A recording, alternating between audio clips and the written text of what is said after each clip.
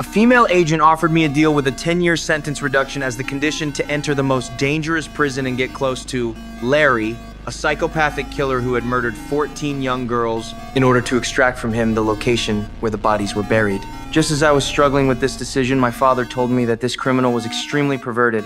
After each crime, he would neatly fold the victim's clothes and place them under trees as mementos. He urged me never to agree to this, saying he would quickly get me out. But a few days later, my father became paralyzed due to excessive stress and could no longer move. Now he doesn't have much time left. With no other choice, I had to agree to the female agent's request. To help me better approach Larry, the FBI prepared a completely new identity for me. As for my real identity, only the prison warden and the prison psychologist would know.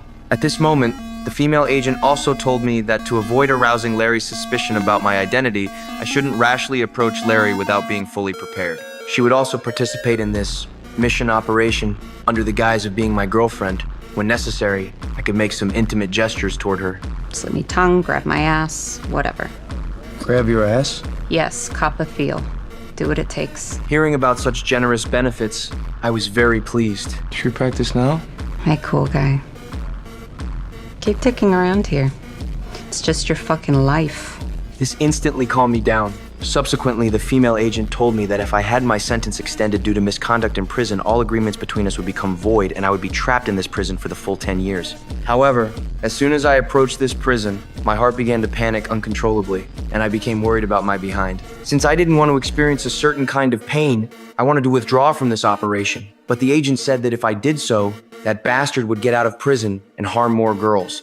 I was now their only hope. Thinking of those innocent girls and the possibility of getting out of prison one day earlier, I adjusted my mindset and decided to continue completing the mission. After going through the standard prison admission procedures, I successfully entered this prison full of lunatics. However, I didn't find the criminal Larry in the prison. Looking at these somewhat abnormal fellow inmates around me, I began to feel a bit anxious. Little did I know that Larry was currently repairing the boiler in the prison. Although he looked somewhat foolish, he could dismiss the guards with just a few simple words and even trick them into actively helping him get food, which meant I couldn't see Larry in the cafeteria at all. Time quickly came to late night. Larry stayed in the boiler room until late at night before returning to his cell. Hearing the sound of a door closing next door, I began to carefully observe him. At this moment, Larry seemed to sense something as well. In this moment, the confrontation between Larry and me officially began.